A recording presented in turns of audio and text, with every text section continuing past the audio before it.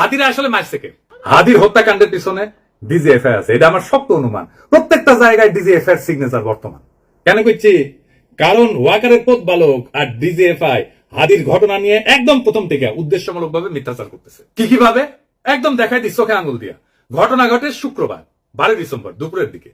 ঘটনা ঘটার সাথে সাথে এই ওয়াকারের প্রতিপালক আসল অপরাধীকে আড়াল করার জন্য কইল কি ভারত থেকে এসে নাকি 80 জন শুটার বানোয়াট গল্প প্রচার করলো। কিন্তু ডিসেন্টের অনুসন্ধানে আসল অপরাধী বের হয়ে আসলো আদাবরের লীগের সন্ত্রাসী যে জেলে ছিল, তারা জামিন করেছে বিএনপি নেতা। তারপরে কি হলো? ঘটনার ঠিক পরের দিন সে অপরাধীর অবস্থান সম্পর্কে ভুয়া ডাহা মিথ্যা তথ্য ছড়ায় যে অপরাধীরা 12 ডিসেম্বর শুক্রবার সন্ধ্যায় ভারতের গুয়াহাটি পৌঁছে গেছে। অথচ আবার সে নাকি এটা আবার হোয়াটসঅ্যাপে ইন্টারসেপ্ট করে পাইছে।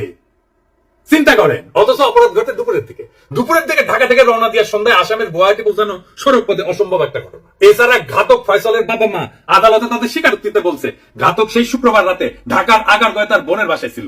ঘাতকেরা যখন ঢাকায় তাদের বোনের বাসায়, সেই সময় ওয়াকারের প্রতিপালক গুজব রটাই দিছে যে তারা ভারতে চলে গেছে। চিন্তা করেন, তাদের সন্ধান করে লাভ নাই। মানে বুঝিছেন? যুগান্তরে তার বাবা মা প্রকাশিত বক্তব্য অনুযায়ী সেই রাতে ঘাতকের বোনের বাসায় তারা দেখা করে ফয়সালের সাথে। সেখানে আসামি শুটার ফয়সাল তার অবস্থান নিরাপদ মনে না হয় আগারগাঁও থেকে মিরপুরে যায়। পরে শাহজাহানপুরে আসামির মোহাম্মদ হুমায়ুন কবিরের ভাতিজা আরিফের বাসায় যায়। শুটার ফয়সালের ব্যাগ নিয়ে তার বাবা হুমায়ুন কবির একটা সিএনজি ভাড়া করে দেয় এবং সঙ্গে কিছু টাকাও দেয়। পরবর্তীতে আসামিরা তার ছোট ছেলে হাসান মাহমুদ বাবলু ওরফে রাজের কেরানীগঞ্জের বাসায় আসে এবং তারা জুরাইন থেকে 2টা মোবাইল সিম কিনে ব্যবহার করে।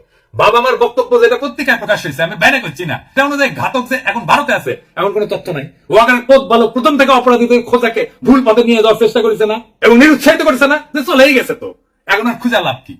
ওয়াকারের প্রতিপালক অপরাধীদের একটা ভুয়া সেলফি শেয়ার করে বলে গোয়েন্দারা নাকি তার ফোন ইন্টারসেপ্ট করে পাইছে। এইরকম আজগুবি দাবিকে কম্পিউটার ইঞ্জিনিয়ার হাস্যকর বলে ব্যাখ্যা করছে এবং কেন একটা মিথ্যা দাবি এবং অসম্ভব ঘটনা সেটাও ব্যাখ্যা করছে। পালককে বলছিল আইসে ডিবেট করতে, করে নাই। এই 3টা ঘটনা থেকে এটাই প্রমাণিত হয় যে ওয়াকারের প্রতিপালক আর ডিজিএফআই প্রথম থেকে আদির ঘটনা নিয়ে আসল অপরাধীকে আড়াল এবং রক্ষা করার জন্য একের পর এক মিস ইনফরমেশন আর স্মোক স্ক্রিন ছড়ায় গেছে। এই ইন্ডিয়ার দালাল প্রতিপালক বাংলাদেশের জনগণের 1 নাম্বার শত্রু, বাংলাদেশের স্বাধীনতা সার্বভৌমত্বের শত্রু।